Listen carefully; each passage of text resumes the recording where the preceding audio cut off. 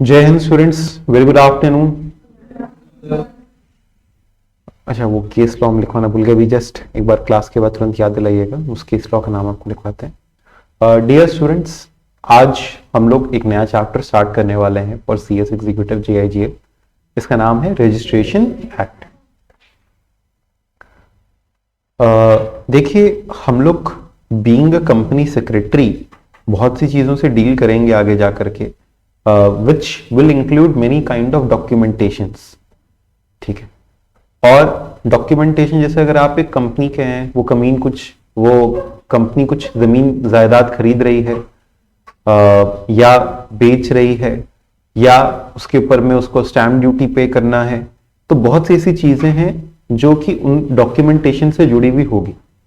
तो आपको उन सभी लॉस के बारे में एक स्लाइड जानकारी दी जाती है। हम ये नहीं कहेंगे कि बहुत डिटेल्ड इन डेप्थ जानकारी हम लोगों को इसमें जरूरत पड़ती है, लेकिन फिर भी आपको एक ओवरव्यू के तौर पे जितने भी मेजर सेक्शंस हैं उसके वो पढ़ा दिए जाते हैं। हम लोग रजिस्ट्रेशन एक्ट के साथ साथ में स्टैंप एक्ट भी पढ़ते हैं, यानी है आपके सिलेबस में है। ठीक है, तो इंडियन स्टैंप एक्ट के बारे में भी आप पढ़ते हो और रजिस्ट्रेशन एक्ट के बारे में भी पढ़ते हैं। तो बेसिकली ये क्या कहता है, ये दोनों कानून मिलाकर के क्या कहते हैं। एक और आपका कानून होता है which is transfer of immutable property act। I think ये जेआईजीएल में तो आपके नहीं है, ग्रुप 2 के किसी सब्जेक्ट में जरूर से होगा। तो एक होता है ट्रांसफर ऑफ इमूवेबल प्रॉपर्टी। अच्छा, एक होता है ट्रांसफर ऑफ मूवेबल प्रॉपर्टी, जिसके लिए हम लोग पढ़ते हैं सेल ऑफ गुड्स एक्ट। सुना है तुम लोगों ने, नाम सुना होगा कभी? क्या? सेल ऑफ गुड्स एक्ट, वो मूवेबल प्रॉपर्टी से डील करता है। ठीक है, कॉन्ट्रैक्ट एक्ट जनरल कॉन्ट्रैक्ट से डील करता है। इमूवेबल प्रॉपर्टी के लिए होता है transfer of immovable property act, या ट्रांसफर ऑफ प्रॉपर्टी एक्ट कह सकते हैं उसको। Basically deals with immovable property. ठीक है, टोपा करके आप उसे शॉर्ट में बुला सकते हैं। लेकिन जब भी इस तरीके से कोई ट्रांसफर होता है इमूवेबल प्रॉपर्टी का, तो उसमें स्टैंप ड्यूटी पेबल होती है, जिसके लिए आप पढ़ते हैं स्टैंप एक्ट। और साथ ही साथ फिर उसके डॉक्यूमेंटेशंस का रजिस्ट्रेशन होता है, जिसके लिए आप पढ़ते हैं रजिस्ट्रेशन एक्ट। समझे कि नहीं समझे? अब जैसे कई बार क्या होता था, आप अपनी कॉपी कंप्लीट करते थे, कॉपी कंप्लीट करने के बाद चेक होता था, फिर उसके ऊपर एक सिग्नेचर होता था। ठीक है, वो सिग्नेचर ये बात का ऑथेंटिकेशन होता था कि आपने वो काम कंप्लीट कर लिया है। रजिस्ट्रेशन एक्ट के अंदर में ये रजिस्ट्रेशन कराना क्यों जरूरी होता है किसी भी डॉक्यूमेंट का? अच्छा, रजिस्ट्रेशन किसका होता है? डॉक्यूमेंट्स का होता है। ये रजिस्ट्रेशन कराना क्यों जरूरी होता है? ताकि कोई भी चीज फॉल्सिफाई ना हो सके, उसके अंदर में फॉर्जरी ना हो सके। जैसे मान लो एक जमीन है, उस जमीन का कुछ कागज है। ठीक है, अब उस जमीन का कागज क्या वापस नहीं बनाया जा सकता, और क्या किसी और को नहीं बेचा जा सकता? जैसे से फॉर एग्जाम्पल हमने कहा कि वो बाजू वाली आपको बड़ी सी जमीन दिखाई देती है, आस्था से बोले, आस्था आपको बाजू में इधर हमारे इंस्टीट्यूट के बगल में एक बड़ी सी जमीन दिखाई देती है, हवेली एक है, हाँ दिखाई देता है, और हमारी वो आपको बेच रहे हैं। ठीक है, 5 करोड़ रुपए में चलिए सौदा डन करते हैं। उसकी मार्केट वैल्यू 10 करोड़ है, चलिए 5 करोड़ में सौदा डन किया जाए। तो हमने पूरा जमीन का कागज एड्रेस बढ़िया से बना लिया, कागज बना लिया। अब ये आस्था कहाँ से जाकर के पूछने जाएगी? वहां पे कोई रहता नहीं है। तुम लोग ज्यादा उसमें बता ना, वहां पे कोई ना कोई रहता है, तो वहां पे कोई रहता नहीं है। तो हमने कहा कि अच्छा, इसका कागज तैयार करके अपने नाम पे बकायदा सेलर बायर करके अग्रीमेंट वगैरह बना ले। किससे पूछने जाओगे आस्था की ये जमीन का कौन मालिक है? आप मालिक है तो सर, ये आप मालिक हैं तो आपसे क्या पूछना, आप जितने में देंगे ले लेंगे, उसमें क्या शर्त वक्त नहीं करते हम, है ना। अरे दीदी, आप रजिस्ट्रार के पास जाएंगे, आप एक बार पता करवाएंगे, उस जमीन का पूरा इतिहास आप निकलवाएंगे कि उस जमीन की होल्डिंग किसके पास है। ठीक है, तब जाकर के आपको पता चलेगा कि उसकी रजिस्ट्री किसके नाम पे रही है, और करेंटली हमारे नाम पर भी उसकी ओनरशिप है या नहीं। तो रजिस्ट्रार क्या होता है? रजिस्ट्रार एक ऐसा पर्सन है जो कि सारे के सारे डॉक्यूमेंट्स की रजिस्ट्रेशन अपने पास में करता है, और उनका एक रिकॉर्ड अपने पास में रखता है कि हाँ क्या क्या चीजें हो रही हैं। तो वो एक ऑथेंटिक हो जाती है चीज कि हाँ ये जो कॉपी है ये ऑथेंटिक है, और ये हमारे पास एक प्रूफ है। आगे जाकर के उस कॉपी को जो कि रजिस्टर्ड होगी, वो हम आगे चाहें तो कभी भी एज एन एविडेंस इस्तेमाल कर सकते हैं। तो इसका मेन काम क्या है, ये इंश्योर करता है कि हमारे रिकॉर्ड्स प्रॉपरली मेंटेन हो, प्रिजर्व हो। समझे कि नहीं समझे? इज दिस क्लियर और नॉट? जैसे शेयर्स को डीमटेरियलाइज क्यों किया गया? शेयर्स को डीमटेरियलाइज इसलिए किया गया ताकि वो फास्टर उसको ट्रांसफर किया जा सके, साथ ही साथ उसके पीछे कारण था कि उसकी फोर्जरी ना हो सके। फिजिकल फॉर्म में होता तो फोर्जरी होती थी, शेयर सर्टिफिकेट डुप्लीकेट किया जा सकता था, ऑनलाइन फॉर्म में तो डुप्लीकेट नहीं हो पाता था। वैसे ही करके कहा गया कि अगर एक रजिस्ट्रार के पास जाकर के, अच्छा रजिस्ट्रार कौन है? रजिस्ट्रार एक सिंगल पर्सन है, ठीक है। तो रजिस्ट्रार के पास जाकर के अगर आप रजिस्ट्रेशन करवाएं तो फिर वो एक ऑथेंटिक डॉक्यूमेंट हो जाएगा, फिर उसके ऊपर में कोई फोर्जरी नहीं हो सकेगी।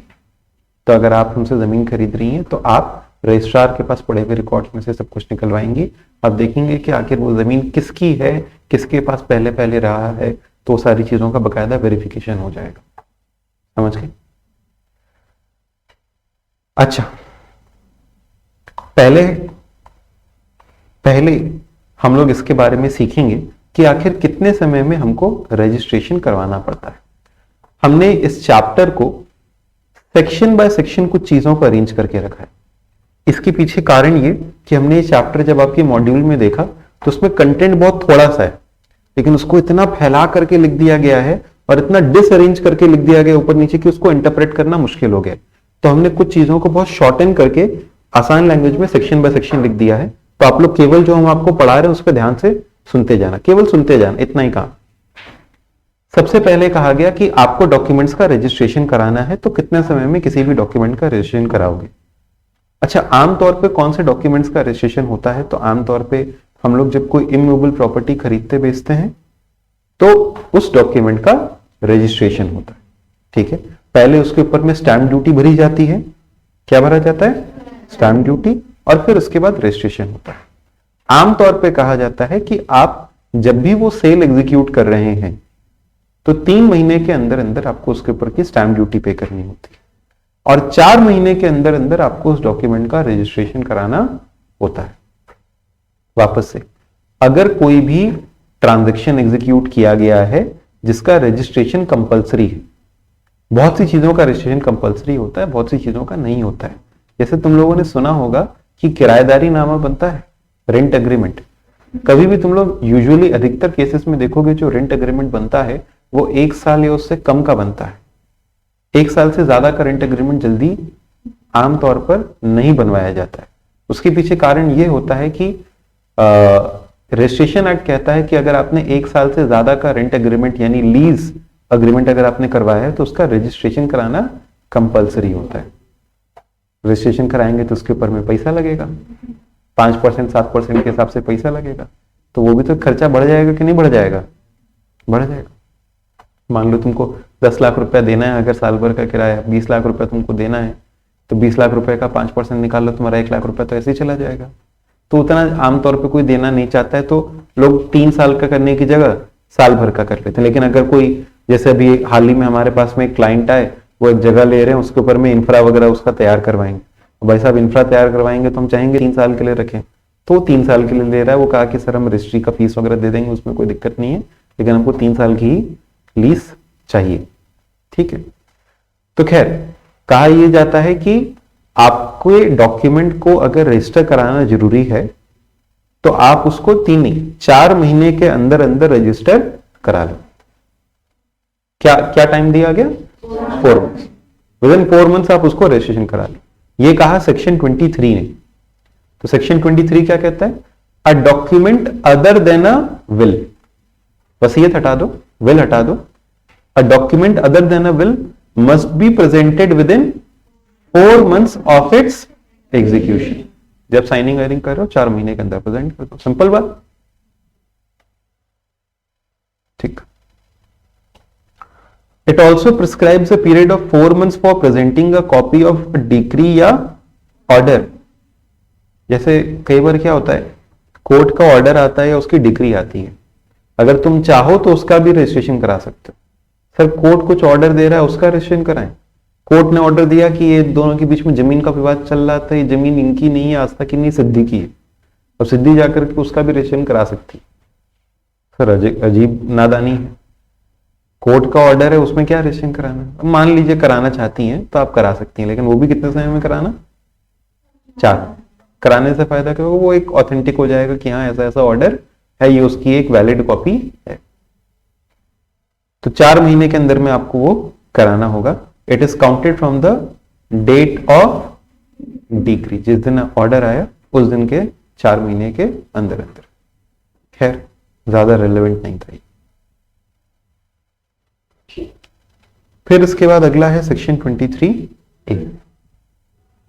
कहा गया कि अगर आप री रजिस्ट्रेशन कराना चाहें किसी डॉक्यूमेंट का। सर री रजिस्ट्रेशन का मतलब क्या, जैसे से फॉर एग्जांपल जमीन थी अमृता की और जाके रजिस्ट्रेशन करवा देती है खुलद। अमृता कहती है खुलद से, अरे जाओ तुम जा करके रजिस्ट्री करवा दो। अब खुलद उसके लिए ऑथराइज्ड नहीं थी। कौन ऑथराइज नहीं था, खुलद उस चीज के लिए ऑथराइज नहीं थी। अमृता कहती है जाओ खुलद तुम रजिस्ट्रेशन करवा दो, लेकिन एक बार के लिए जो रजिस्ट्रार है वो उस बात को वेरीफाई नहीं कर पाता है, तो वो तो उस डॉक्यूमेंट की रजिस्ट्री कर देता है। बाद में ये बात सामने आ जाती है कि ये चीज सही नहीं है, सही पार्टी ने उसका रजिस्ट्रेशन नहीं करा। या से फॉर एग्जाम्पल नाम था अमृता, उसमें लिखवा गया अमिता। नाम था अमृता, क्या लिखा गया, अमिता। अब बाद में जाकर के इन्होंने पकड़ लिया कि नाम के अंदर में गलती है, तो आप उसका दोबारा से रजिस्ट्रेशन कराना चाहेंगे कि नहीं कराना चाहेंगे। हमने एक प्रॉपर्टी खरीदी थी, उसके अंदर में एड्रेस के अंदर में कुछ गलती हो गई थी, जो एड्रेस लिखाना चाहिए था उसमें कुछ गलत हो गया था, तो हम वापस उसका रजिस्ट्रेशन करवाना चाहेंगे, तो उसे कहते हैं री रजिस्ट्रेशन। क्या करवाना, तो कहा गया री रजिस्ट्रेशन अगर कराना है तो वो भी 4 महीने में कराना। अब सर अब हमको पता नहीं था कि नाम गलत है, रजिस्ट्री करवा के आए, खुशी के मारे इतने पागल थे कि वो सब पढ़े ही नहीं। और पढ़े कब पढ़े, हम 1 साल के बाद। 1 साल के बाद हम किसी को बेचने जा रहे थे, तो कहा कि आप कौन, हम अमृता, जमीन किसके नाम पे, अमृता ने अमिता लिखा है।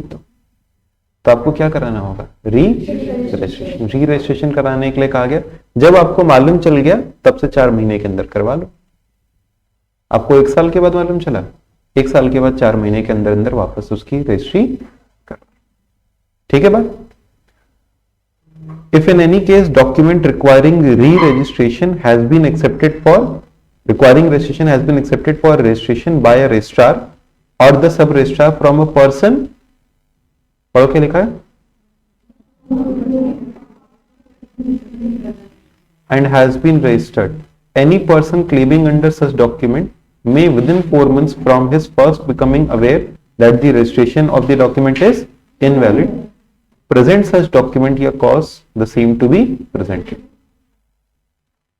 यानी वो क्या कर सकता है कि जैसे ही उसको मालूम चला and has been registered by person, तो एनी पर्सन जो कि उसके अंदर में क्लेम कर रहा है, जो कि उस डॉक्यूमेंट के ऊपर में दावा दिखा रहा है अपना कि यार ये तो हमारा है, अमृता कहेगी ना ये तो हमारा है, तो आप 4 महीने के अंदर अंदर में जैसे ही आपको ये जानकारी मिल गई कि वो रजिस्ट्रेशन का डॉक्यूमेंट इनवैलिड है, आप वापस से जाकर के री रजिस्ट्रेशन करवा सकते हैं। ये बहुत डिटेल में आपकी किताब में नहीं दिया हुआ था, 1 लाइन में दिया हुआ था, हमने इसलिए लिख दिया क्योंकि वो उस 1 लाइन का मतलब भी क्लियर नहीं हो रहा था, कम से कम यहाँ क्लियर तो होगा कि कहना क्या चाह रहे हैं।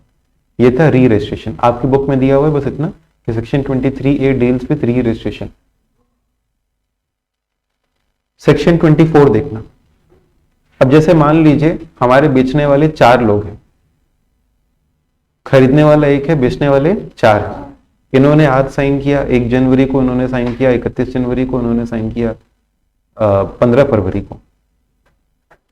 तो हम उसका जो रजिस्ट्रेशन है वो हमको विद इन 4 मंथ्स करवाना होगा फ्रॉम एवरी साइनिंग, हर एक एग्जीक्यूशन से 4 महीने के अंदर अंदर हमको उसको करवाना होगा। या तो एक साथ 4 महीने का, अगर 4 महीने के अंदर ही सब है तो एक साथ ही सबका भी करवा सकते हैं। समझ रहे हो कि नहीं समझ रहे हो? उस डॉक्यूमेंट की एक साथ भी रजिस्ट्री हो सकती है, लेकिन हमको लगता है कि समय लगेगा, तो 2 लोग का हो गया तो 2 लोग का विद इन 4 मंथ्स होना चाहिए। इन्होंने किया 1 तारीख को, इन्होंने किया 31 तारीख को, तो 1 तारीख वाला 1 तारीख से 4 महीने के अंदर अंदर, 31 तारीख वाला 31 तारीख से 4 महीने के, यानी हर एक को इंडिविजुअली आपको विद इन 4 मंथ्स रजिस्टर कराना है। ये नहीं कहोगे कि चौथे वाले ने तो 1 साल बाद साइन किया था तो हम 1 साल से फिर 4 महीने के अंदर कराएंगे, ऐसा नहीं चलेगा। समझे कि नहीं समझे? तो document executed by several person at different times, where there are several person executing a document at different times, such document में बी प्रेजेंटेड फॉर रजिस्ट्रेशन या re registration within the 4 months from each execution. आसान है बात। 23 कहता है 4 महीने के अंदर अंदर, 23A कहता है री रजिस्ट्रेशन करना है तो जब से कॉज नोन हुआ तब से 4 महीने के अंदर अंदर, और 24 क्या कहता है कि अगर सेवरल एग्जीक्यूटेंट्स है तो हर एक एग्जीक्यूशन से 4 महीने के अंदर। हाँ, अगर अनसाउंड माइंड हो कब? वो 4 महीने के पीरियड के, तो फिर आपका वो रजिस्ट्रेशन आप नहीं करवा पाओगे। रजिस्ट्रेशन करने के लिए आपको साउंड माइंड का होना चाहिए। ठीक है, अब देखिए ये क्या कहता है कि अगर रजिस्ट्रेशन नहीं करवाओगे तो तुम्हारा डॉक्यूमेंट बेसिकली वो इफेक्टिव नहीं होगा एज एन एविडेंस। बाद में तुम सबूत के तौर पे कह नहीं पाओगे कि नहीं हमने देखिए बेचा था। It will not be effective as an evidence, it will not operate. तो अगर तुमने पैसा दे दिया, जैसे मान लो हमने पैसा दे दिया, रजिस्ट्री नहीं करवाई, तो तुमने पैसा दिया है वो एक अलग बात है, वो इफेक्टिव है, तुम वो वापस रिकवर कर लोगे। लेकिन उस पैसे के बदले तुम सोचोगे कि हम अपनी जमीन रिकवर कर लें, तो शायद वो तुम नहीं कर पाओगे क्योंकि उसकी रजिस्ट्री नहीं हुई। तभी तो कहते हैं रजिस्ट्री कराना बहुत जरूरी होता है। ठीक है, फिर उसके बाद क्या बताओ, सेक्शन 25, जहां पे delay in presentation is unavoidable. जैसे कई बार क्या होता है, आपने कहा कि सर हम बहुत बीमार थे, ठीक है, कोई दिक्कत हो गई, कोई भी फलाना ठिकाना XYZ कोई भी कारण से आप नहीं करा पाए, तो 4 महीने के बाद फर्दर 4 महीने का तुमको समय दिया जाएगा। यानी टोटल कितना समय हो गया? 8 months का। 4 महीने तक का डिले अलाउड है, लेकिन उसमें फिर रजिस्ट्रार क्या करेगा, तुमसे up to 10 times the fees can be charge as a fine. Fine लगाएगा कितने तक का? 10 times तक का तुम्हारे ऊपर फाइन लगा सकता है। जैसे तुम्हारी रजिस्ट्री की फीस बन रही थी 80,000 रुपए, तो तुम्हारे ऊपर में 8 लाख रुपए तक का फाइन लगा सकता है। समझ के बात को? तो if due to any urgent necessity or unavoidable accident the document may be registered within 8 months, that is 4 months delay may be allowed but on payment of a fine which shall not exceed 10 times the registration। अच्छा, अब registrar कितनी fees लगाए, हो सकता है 1 गुना लगाए, 2 गुना लगाए, 3 गुना लगाए, ठीक है, वो उसके ऊपर निर्भर करता है। सेक्शन 26 क्या कहता है, अगर कोई डॉक्यूमेंट आउटसाइड इंडिया एग्जीक्यूट किए हो, ठीक है, जैसे से फॉर एग्जांपल मेघना, ठीक है, मेघना रहती है कनाडा में, ठीक है, और पंजाब में इनकी जमीन है, पंजाबी कनाडा में ही चले जाता है, पंजाब में इनकी जमीन, ठीक है, और ये मैडम भी सुप्रिया, ठीक है, ये भी रहती हैं बाहर ही, वहीं कनाडा में ही, लेकिन पंजाब की जमीन का सौदा चल रहा है, तो वहीं पे इन लोगों ने क्या किया, अपना डॉक्यूमेंट वगैरह तैयार करके एग्जीक्यूट कर लिया, ठीक है, हम ये जमीन बेचेंगे, इतने रुपए में सौदा हो रहा है, वो सब हो गया, लेकिन उसकी रजिस्ट्री नहीं हुई। अच्छा, रजिस्ट्री कराने के लिए तो इन लोग को आना पड़ेगा ना, रजिस्ट्री कराने के लिए इन लोगों को आना पड़ेगा, तो अब आने के लिए क्या इन लोग को 4 महीने के अंदर अंदर आना जरूरी है? तो कहा गया नहीं, अगर कोई डॉक्यूमेंट आउटसाइड इंडिया एग्जीक्यूट हुआ है, अगर कोई डॉक्यूमेंट आउटसाइड इंडिया एग्जीक्यूट हुआ है, तो वो डॉक्यूमेंट जब इंडिया में आएगा, डॉक्यूमेंट जब इंडिया में, तो बेसिकली एग्जीक्यूटेंट्स की बात हो गई, तो ये जब डॉक्यूमेंट इंडिया में आएगा तब से 4 महीने के अंदर अंदर आपको उसको रजिस्टर कराना है।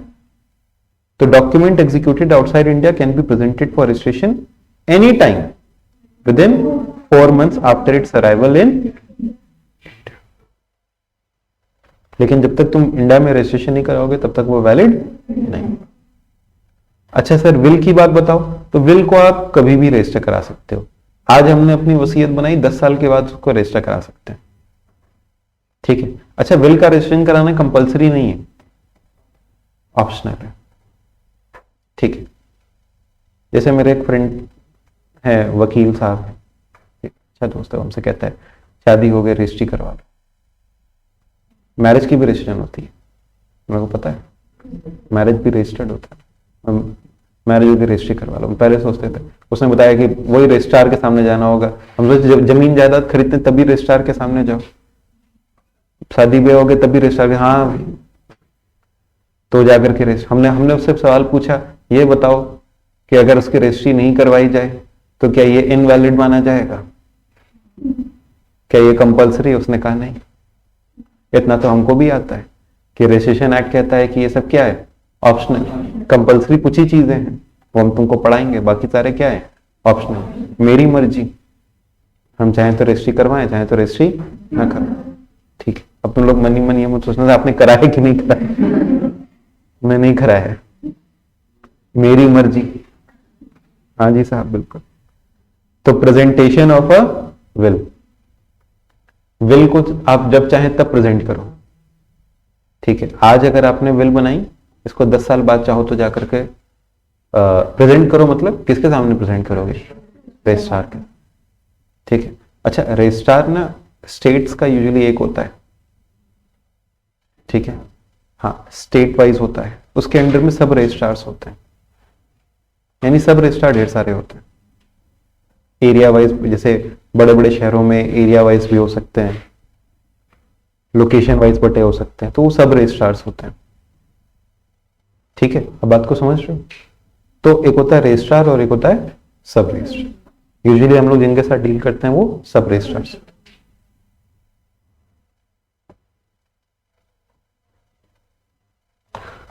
तो भाई 23 से लेकर के 26 तक की बात खत्म, टाइम लिमिट फॉर प्रेजेंटेशन वाली बात खत्म। क्या कहता है ये कि अगर डॉक्यूमेंट एग्जीक्यूट किया है तो कितने समय के अंदर, 4 महीने के अंदर अंदर आपको रजिस्ट्रेशन कराना होगा। 23 से क्या कहता है, री रजिस्ट्रेशन कराना है तो 4 महीने तब से जब से आपको कॉज आपको पता चल गया कि री रजिस्ट्रेशन करवाना है। अच्छा कब करवाना पड़ता है? बेसिकली जब इनकम्पिटेंट पार्टी ने अगर रजिस्ट्रेशन करवा दिया। किसने? इनकम्पिटेंट पार्टी ने। 24 क्या कहता है कि अगर सेवरल एग्जीक्यूटेंट्स हैं, अगर सेवरल पर्सन एग्जीक्यूट कर रहे हैं तो हर एक पर्सन जब एग्जीक्यूट करेगा तब से 4 महीने के अंदर। फिर इसके सेक्शन 25 क्या कहता था, अगर डिले अनअवॉइडेबल है, अर्जेंट रीजंस के कारण है, तो 4 महीने का एक्सटेंशन ग्रांट किया जा सकता है। यानी टोटल फिर कितना हो जाएगा, विद इन 8 मंथ्स। लेकिन उसमें पेनल्टी लगेगी, which will not exceed 10 times registration. अगर आउटसाइड इंडिया एग्जीक्यूट हुआ है तो फिर इंडिया में आने से 4 महीने के अंदर अंदर कर लो। और विल, मेरी मर्जी। विल का मतलब ही होता है मेरी मर्जी, हम जब चाहें तब रजिस्टर कराएंगे, उसके ऊपर कोई टाइम लिमिट। अब सर ये बता दो कि कौन से डॉक्यूमेंट्स का रजिस्ट्रेशन कराना होता है, कौन से डॉक्यूमेंट का रजिस्ट्रेशन कराना कंपलसरी नहीं। देखो कराने को तुम जो चाहे सो डॉक्यूमेंट रजिस्टर करा लो, जो चाहे वो डॉक्यूमेंट आप रजिस्टर करा सकते हो। लेकिन कौन से डॉक्यूमेंट्स है जिनको कंपल्सरी रजिस्टर कराना होता है और कौन से डॉक्यूमेंट्स है जिनको ऑप्शनली रजिस्टर करा सकते हैं। कौन से डॉक्यूमेंट्स है जिनका रजिस्ट्रेशन कंपल्सरी और कौन से डॉक्यूमेंट्स है जिनका रजिस्ट्रेशन ऑप्शनल है। तो कंपल्सरी किसका किसका है, देखो कहा गया अगर आप कोई गिफ्ट ऑफ इमूवेबल प्रॉपर्टी दे रहे हैं, हमने जमीन गिफ्ट किया, घर गिफ्ट किया, तो ये सब अगर आप इमूवेबल प्रॉपर्टी गिफ्ट कर रहे हैं तो उसको आपको रजिस्टर कराना हो। ठीक है, बेसिकली आप समझो गिफ्ट डीड रजिस्टर होती है। क्या रजिस्टर होता है? वो जो गिफ्ट डीड होती है, एक डीड बनाई जाती है ना, ठीक है, जैसे एक गिफ्ट डीड बनाया जाएगा। से फॉर एग्जाम्पल इसके अंदर में कौन कौन 2 पार्टीज हो जाती हैं, एक होता है डोनर, एक होता है डोनी। एक होता है डोनर और एक होता है डोनी। ठीक है, तो डोनर डोनी को गिफ्ट देता है और वो रजिस्टर हो जाएगा। अब वो डॉक्यूमेंट हमने बनाया, वो डॉक्यूमेंट जाकर के हम रजिस्ट्री करवा लेंगे, तो उससे क्या हो जाएगा, वो वैलिड हो जाएगा, ऑथेंटिकेट हो जाएगा। बाद में वो लेने वाला ये नहीं कहेगा कि, देने वाला ये नहीं कहेगा कि नहीं हमने तो दिया ही नहीं था कभी। ठीक है, नॉन टेस्टामेंट्री इंस्ट्रूमेंट। अच्छा, टेस्टामेंट्री इंस्ट्रूमेंट जानते हो क्या होता है? ऐसे इंस्ट्रूमेंट्स, बेसिकली आप समझो टेस्टामेंट्री माने विल हो गया, वो इंस्ट्रूमेंट्स जो कि मरने के बाद आपके इफेक्टिव होंगे। जैसे से फॉर एग्जांपल आपकी विल आपके मरने के बाद इफेक्टिव होगी, ठीक है। एक्स पर्सन की विल एक्स के मरने के बाद इफेक्टिव होगी, ठीक है। तो नॉन टेस्टामेंट्री मतलब क्या हो गया? अभी जब जिंदा हैं तब। तो अगर हम कोई नॉन टेस्टामेंट्री इंस्ट्रूमेंट तैयार करते हैं तो वो अभी से इफेक्टिव होता है, ठीक है। सर इसमें तो सब कुछ आ गया। अरे पूरा पढ़ो ना। Non testamentary instrument which purports to, एक मिनट रुको, इसको ना सीडेल पढ़ना क्योंकि कई जगहों पे आएगा। क्रिएट, डिक्लेयर, असाइन, लिमिट या एक्सटिंग्विश, पढ़ो।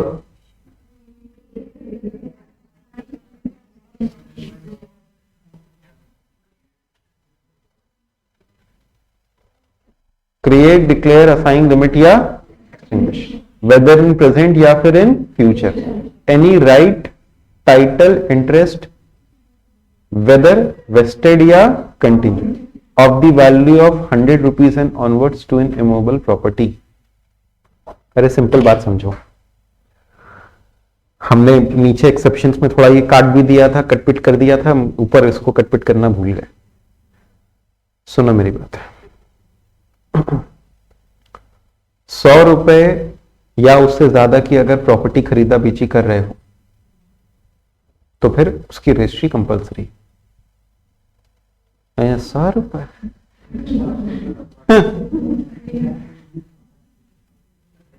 100 रुपए, तो 100 रुपया। ये रजिस्ट्रेशन एक्ट कब का है बताओ?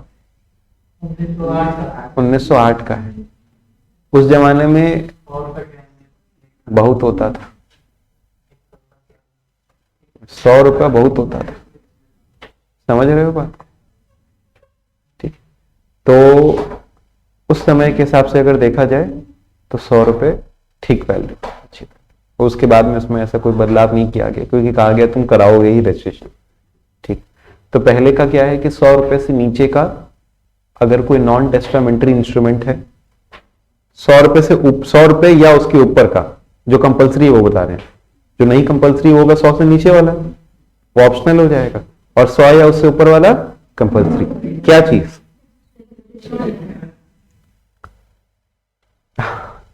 अगर 100 रुपए या उससे ज्यादा का कोई भी नॉन टेस्टामेंट्री इंस्ट्रूमेंट है जो कि क्रिएट, डिक्लेयर, असाइन, लिमिट या एक्सटिंग्विश, बोलो बिना देखे।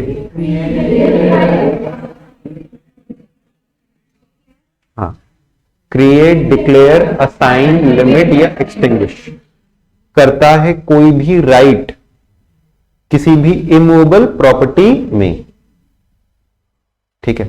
अब सुनो, बिना देखे हम लोग एक बार उसको पहले हम बोलने की कोशिश करते हैं, फिर तुम लोग बोलने की कोशिश करना, ठीक है।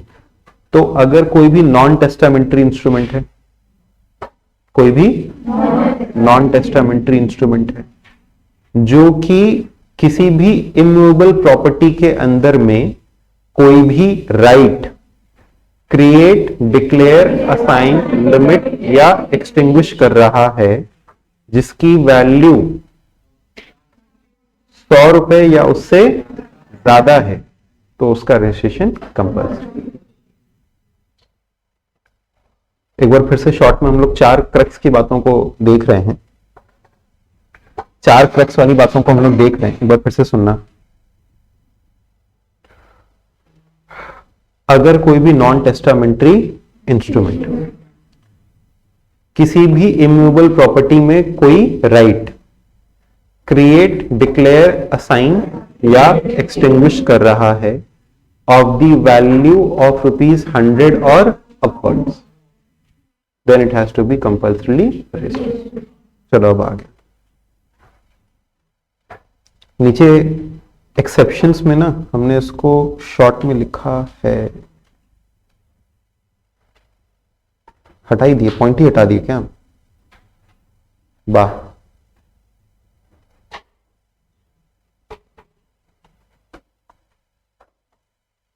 नहीं, एक्सेप्शंस नहीं, ये आपको ऑप्शनल वाले में दिखाई देगा। देखो ऑप्शनल वाले में, ऑप्शनल रेजिस्ट्रेशन, एक्सेप्शन हम देख रहे थे, जहां पे ऑप्शनल है इंस्ट्रूमेंट जो कि ट्रांसफर करे, असाइन करे किसी भी, हाँ, डिक्री या ऑर्डर को, जो कि परपोर्ट करे और ऑपरेट करे to create, declare, assign, limit या एक्सटिंग्विश, ये सब हटा दो। एनी राइट, टाइटल या इंटरेस्ट, ये सब हटा दो। Of a value of less than 100 टू और इन इमूवेबल प्रॉपर्टी। चलो कल जब हम आपको नोट्स के साथ में लिखवाएंगे, एक बार वापस से डिस्कस करेंगे, तो यही वर्डिंग्स लिखवा भी देंगे ताकि याद करना आसान हो जाए। लेकिन एक बार लिखते वक्त ना लिखना पड़ता है सब चीजें, एक बार लिखते वक्त सब चीजें लिखना पड़ता है, फिर उसमें कट करवा देने से ठीक है। Non testamentary instrument which acknowledge the received और payment of any consideration on account of creation, declaration, वही सीडेल of any such right, title या, यानी अगर आप पैसा ले रहे हो, सिंपल सी बात, कोई भी नॉन टेस्टामेंट्री इंस्ट्रूमेंट जो कि एक्नॉलेज करे कि आपने पैसा लिया है या दिया है, पैसे की लेन देन की एक्नॉलेजमेंट होती है ना, हमने तुमको पैसा दिया, हमने तुमसे पैसा लिया, किस चीज के लिए, जो कि क्रिएट, डिक्लेयर, असाइन, लिमिट या एक्सटिंक्ट करता है एनी सच राइट, टाइटल या इंटरेस्ट। मतलब क्या, इससे जुड़ा हुआ, समझे कि नहीं समझे? तो किसी इमूवेबल प्रॉपर्टी की खरीदा बेची से जुड़ा हुआ, अगर आप कोई पैसे का लेन देन कर रहे हैं तो आप उसकी भी रजिस्ट्री करवाएं। समझ गए बात को? क्लियर हुआ कि नहीं हुआ? लेकिन उसकी वैल्यू कितने से ज्यादा होना चाहिए? 100 रुपए से ज्यादा। उसके बाद लीजेस का रजिस्ट्रेशन होता है। कौन सी लीज का? मैंने अभी आपको सिखाया, 1 साल से कम की लीज होती है तो उसको रजिस्टर कराना जरूरी, लेकिन एक ऐसी लीज जो कि ईयर टू ईयर हो। ऐसे कई बार क्या होता है कि लीज में बना दिया जाता है कि आपका वो ईयर टू ईयर रहेगा, जैसे हम इस साल कर रहे हैं, अगले साल फिर से उसको रिन्यू करेंगे ही करेंगे। जैसे समझो, हम आए एक प्रॉपर्टी रेंट पे लेने के लिए, हमने कहा कि अरे हम तो आपकी प्रॉपर्टी पे आए हैं तो बड़ा खर्चा पानी करेंगे ना, हम किराएदार हैं, हम आपकी प्रॉपर्टी पे आएंगे, खर्चा पानी करेंगे कि नहीं करेंगे? खर्चा पानी करेंगे, उसको बनाएंगे अपने साथ से सेट करेंगे। आप हमको साल भर बाद कह देंगे कि नहीं हमको इस प्रॉपर्टी पे नहीं रहना, तो हमारा तो नुकसान हो जाएगा। बोलो है कि नहीं है? तो हम चाहते हैं कि 4 साल का किया जाए, तो सामने वाली कहती है कि अरे ठीक है 4 साल का कर लीजिए, रजिस्ट्री का पैसा लगेगा उसका। हमने कहा ना, रजिस्ट्री का पैसा तो नहीं देना चाहते। तो चलिए कॉन्ट्रैक्ट एक्ट में ऐसा, कॉन्ट्रैक्ट ही तो बनाना है, कॉन्ट्रैक्ट में ऐसा लिख देते हैं कि हम 1-1 साल के 4 अग्रीमेंट्स कर ले रहे हैं, 1-1 साल के, यानी एक ही साथ में हम उसको एक बाइंडिंग कर लेते हैं कि अगले साल हमको उसको रिन्यू करना ही करना है, फिर उसके अगले साल हमको रिन्यू करना ही करना है। तो ये क्या हो गया? Year to year. क्या हो गया? यानी हर साल का हमने बना लिया, तो वो भी कहा जाएगा कि 1 साल से ज्यादा का। या तो आप इस साल का बनाओ फिर अगले साल फिर बनाओ, लेकिन अगर आप अभी से कई अलग अलग सालों का अगर आप बना ले रहे हैं या कह दे रहे हैं कि अगले साल फिर से वो रिन्यू होगा ही होगा, तो उसे माना जाएगा कि वो 1 साल से ज्यादा है। तो उसे कहा जाता है year to year, lease of immovable property from year to year. या अगर 1 साल से ज्यादा का ईयर के लिए है, 1 साल से ज्यादा के लिए है, या अगर आप रिजर्व कर रहे हैं ईयरली रेंट। बोलिए क्या रिजर्व कर रहे हैं? ईयरली रेंट का मतलब 1 साल का रेंट आप अपने पास रिजर्व किए हुए, एडवांस डिपॉजिट रखते हैं। अगर आप साल भर का डिपॉजिट रखते हैं तो, अगर ईयर टू ईयर है तो, या अगर आपका लीज टर्म कितने से ज्यादा है? 1 साल से ज्यादा।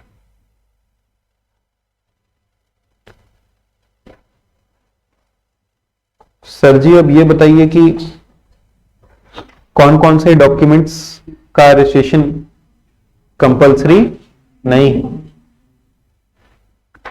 अच्छा, ये एक्सेप्शंस हैं। किसके एक्सेप्शंस हैं?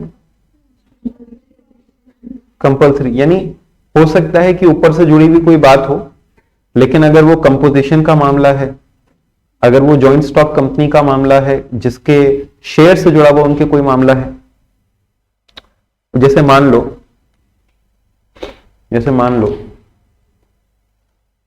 हम आपकी कंपनी के शेयर्स खरीद रहे हैं, तो हम एक तरीके से उस जमीन के भी मालिक बन जाएंगे, है कि नहीं? हम अगर आपकी कंपनी के मालिक बन रहे हैं तो हम आपकी कंपनी की जमीन है तो उसके भी मालिक बन जाएंगे। लेकिन उन सब चीजों का रजिस्ट्रेशन समझ रहे हो कि नहीं समझ रहे हो? राइट तो मेरे पास भी आ गया, लेकिन या इंटरेस्ट आ गया, राइट नहीं कहोगे, चलो इंटरेस्ट आ गया मेरा उसके अंदर, है कि नहीं है? तो लेकिन फिर भी हम उस चीज का रजिस्ट्रेशन, कोई डिबेंचर अगर ऐसी कोई कंपनी इश्यू कर रही है, कोई इंडोर्समेंट या ट्रांसफर ऑफ एनी डिबेंचर, किसी कोर्ट के ऑर्डर या डिक्री का, grant of immovable property by the government, सरकार ने अगर ग्रांट किया है तो उसकी भी registry compulsory, instrument of partition made by the revenue, any endorsement on a mortgage deed acknowledging the payment of the whole और any part of the mortgage money. जैसे आप जब मॉर्गेज का पैसा ऐसा चुकाते हो, मॉर्गेज का मतलब गिरवी रखना, तो मॉर्गेजी मतलब जिसने अपना एसेट गिरवी रखा था, मॉर्गेजर मतलब जिसके पास गिरवी रखा गया। तो जब आप मॉर्गेज मनी चुकाते हो, जब आप मॉर्गेज मनी चुकाओगे तो फिर उसका भी एक एक्नॉलेजमेंट होगा ना, लेकिन उसकी रजिस्ट्री की जरूरत नहीं होगी। या any certificate of sale granted to the purchaser of any property sold by public auction. Public auction होता है जैसे अगर कोई मान लो कोई डिफॉल्ट कर गया, विजय माल्या डिफॉल्ट करके भाग गए, तो उसकी संपत्ति को पब्लिक ऑक्शन के थ्रू बेचा गया था ना, तो कहते हैं पब्लिक ऑक्शन। तो पब्लिक ऑक्शन के थ्रू जब भी कोई सिविल या रेवेन्यू ऑफिसर कुछ बेचेगा, तो प्लीज ट्राई टू अंडरस्टैंड, उस ऑक्शन के सर्टिफिकेट की रजिस्ट्री नहीं होती, लेकिन जब जमीन बेच रहे हो तो उसकी तो रजिस्ट्री होगी ना, समझ रहे हो? वो जो जमीन होगा उसकी रजिस्ट्री होगी, उस ऑक्शन की रजिस्ट्री होना नहीं। समझ गए बात को? इज दिस क्लियर और नॉट? तो ये सब एक्सेप्शंस थे किसके? 71 के। अच्छा, किसका किसका रजिस्ट्रेशन कंपल्सरी सेक्शन 17 में दिया हुआ है और किसका किसका ऑप्शनल है 18 में दिया हुआ है। किसका किसका कंपल्सरी है? इमूवेबल प्रॉपर्टी गिफ्ट कर रहे हैं तो कोई नॉन टेस्टामेंट्री इंस्ट्रूमेंट जो कि किसी इमूवेबल प्रॉपर्टी में कोई right create, declare, sign, limit या एक्सटिंग्विश कर रहा है जिसकी वैल्यू 100 रुपीज या अपवर्ड्स है। कोई नॉन टेस्टामेंट्री इंस्ट्रूमेंट जो कि एक्नॉलेज कर रहा है रिसीट या पेमेंट को किसी कंसिडरेशन के on creation, declaration of any such right या डेट, उसके पेमेंट को एक्नॉलेज करने वाला इंस्ट्रूमेंट। और लीजेस, कौन कौन सी leases? Year to year, more than a year, reserves a yearly rent. बोलो, इन सब का भी रजिस्ट्रेशन कंपल्सरी है। एक्सेप्शन हम लोगों ने पढ़ ली। किसका किसका ऑप्शनल है अभी ये बताओ। देखो ये हमने शॉर्ट में करके लिखा था, ये एक्चुअली हम ढूंढ रहे थे नीचे भी। Instruments other than instrument of gift and will, which, क्योंकि गिफ्ट का तो क्या है कंपल्सरी, और विल का अलग से बताया है कि, अलग से इसने बताया है कि विल तो क्या है ऑप्शनल। तो विल वगैरह की बात नहीं कर रहे, गिफ्ट की बात नहीं कर रहे। Which purport to operate to create distinguish any right title, वही सारी चीजें। 100 रुपए से कम वाला इंस्ट्रूमेंट जो कि एक्नॉलेज करे रिसीट या payment of any consideration in above case, मतलब ऊपर के केस से 100 रुपए से कम की बात थी। समझ गए बात को? क्योंकि अगर इस डॉक्यूमेंट का रजिस्ट्रेशन जरूरी नहीं है, उसके पेमेंट का एक्नॉलेजमेंट का भी रजिस्ट्रेशन जरूरी। अगर लीज है जो कि 1 साल से ज्यादा की ना, तो देखो सेक्शन 17 याद है ना तुमको, तो 17 से ही तो 18 भी बना लोगे ना। जैसे पहला क्या था, ये वाला और ये वाला, इन्हीं दोनों का एक्सेप्शन नीचे आ गया, सॉरी एक तरीके से पहले 100 से कम वाला आ गया, फिर उसके बाद ये acknowledgement of receipt of consideration था, उसी का नीचे आ गया। फिर ऊपर लीज था, नीचे भी क्या आ गया, लीज आ गया। तो सेक्शन 17 याद है तो अपने आप 18 याद हो जाएगा। 3 पॉइंट तो ऐसे याद हो जाएंगे। फिर उसके बाद एक क्या है, विल। इसके बाद एक है इमूवेबल प्रॉपर्टी का, आपने कहा कंपलसरी है, मतलब मूवेबल प्रॉपर्टी का क्या है, अगेन वही चीज, विच परपोर्ट और operate to declare any right, extinguish any right, title या इंटरेस्ट। ठीक है, हाँ, तो इसको हम कहते थे आरटीआई और उसको कहते हैं सीडेल। तो जब भी वो कोई सीडेल करे ऑफ आरटीआई, यानी create, distinguish, assign, limit, extinguish करे एनी राइट, टाइटल या इंटरेस्ट इन इमूवेबल प्रॉपर्टी, तो अलग, मूवेबल का अलग। ठीक, तो इमूवेबल 100 से कम और मूवेबल कितनी भी वैल्यू का, ऑप्शनल, कंपलसरी क्या 100 से ज्यादा, 100 या 100 से ज्यादा वाला। अच्छा, अदर डॉक्यूमेंट्स का रेशियन भी क्या है,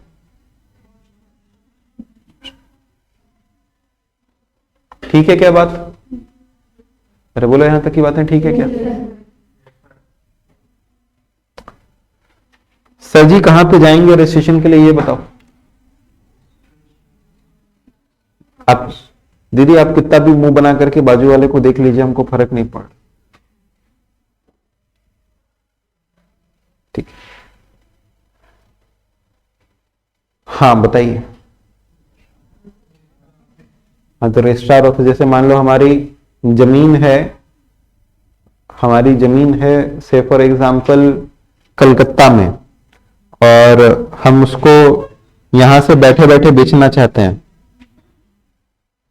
ठीक है, आप में से कोई किसी दूसरे स्टेट का बंदा, दूसरे आप ही कौन से स्टेट से, नासिक, से फॉर एग्जांपल की जमीन है नासिक में, और ये यहां से बैठे बैठे बेचना चाहती हैं, तो आप यहीं के रजिस्ट्रार के पास चले जाएंगे, कहेंगे नासिक वाली हमारी जमीन की रजिस्ट्री कर दो, हो जाएगा कि नहीं हो जाएगा? नासिक में जाना पड़ेगा। अगर आपको किसी और जगह की जमीन बेचनी है, जहां की जमीन बेचनी है वहां के सब रजिस्ट्रार के पास जाओगे, समझे कि नहीं समझे? जहां पे जमीन है वहां के, अच्छा से फॉर एग्जांपल हमारी जमीन बहुत बड़ी, इतनी बड़ी है कि यहां पे भी आ जाता है, प्रयागराज का भी एरिया कवर अप हो जाता है। ठीक, तो दोनों के पास जाना पड़ेगा? नहीं, किसी एक के पास जाकर के पूरी जमीन की रजिस्ट्री करवा सकते हैं। तो वो क्या करेगा, यहाँ का रजिस्ट्रार जो रजिस्टर करेगा वो अपनी एक कॉपी उधर भी ट्रांसफर कर देगा। समझे, 4 जगह जाने की जरूरत, एक ही जगह पे बैठे बैठे हो सकता है। फॉरेन में जमीन है तो जल्द से जल्द आंखों के ऊपर पानी छिड़के और अपना सपना तोड़े। ठीक है, फॉरेन में जमीन है मतलब अभी आप सपने में है, नींद में है थोड़ा सा। अरे तो नालायक, फिर वहां का रजिस्ट्रार होता होगा ना, वो लोग पता नहीं उसको जो भी कहते हो, वहां के रजिस्ट्रार के पास जाना पड़ेगा। Section 28 provides that documents affecting, अच्छा बताओ अभी तक क्या पढ़े थे? 17, 18 और 23 से लेकर 27 तक भी तो पढ़ाए थे तुमको। 23 पढ़ाए थे, 23 से 24, 25, 26, 27 याद नहीं है, बस ऐसे ही। उसके बाद अब क्या आ गया 28, रजिस्ट्रेशन कहां पे कराना पड़ेगा? रजिस्ट्रेशन कराना पड़ेगा आपको सब रजिस्ट्रार के पास, जिसके सब डिस्ट्रिक्ट में होल या पढ़े हो, क्या लिखा है, होल या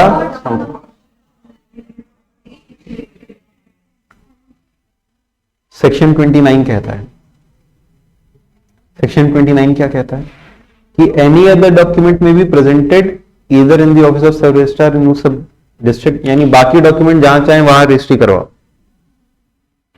मूवेबल प्रॉपर्टी खरीदे बेचे हैं, जहां रजिस्ट्री कराना है वहां पे कराओ।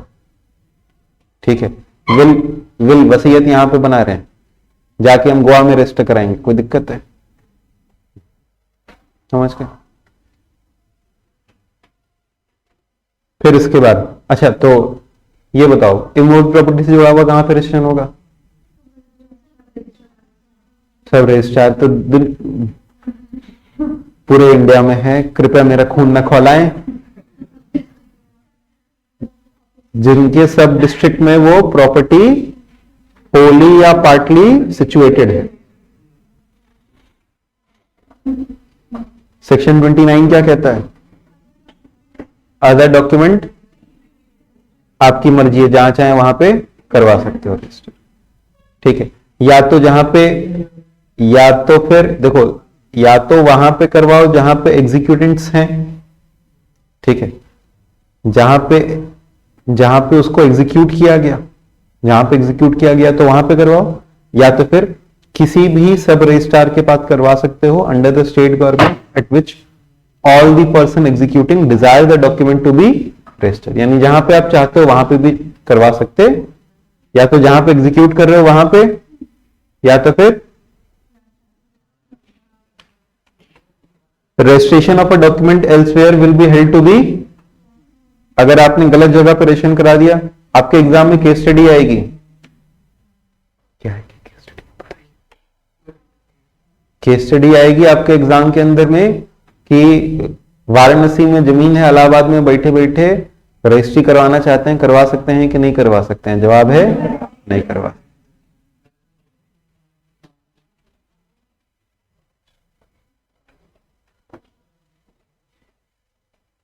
इसके बारे में बाद में चर्चा करेंगे।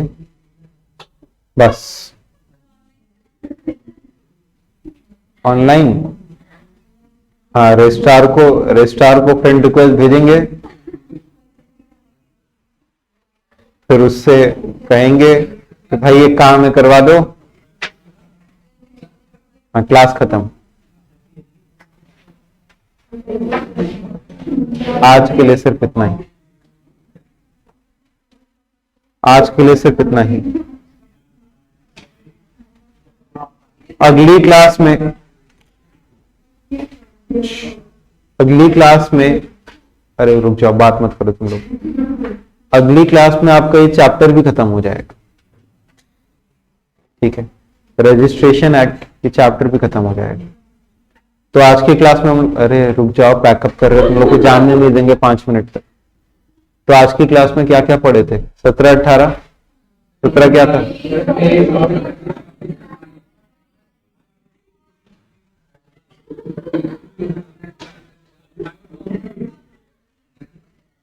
क्या था बोलो? 23 क्या था बोलो? 28 पता है तुमको? हाँ बताओ। आपकी जमीन है, बनारस में है, ठीक है, मान लीजिए आप करते हैं, गोवा करते हैं, वो नहीं पाएंगे, तो वो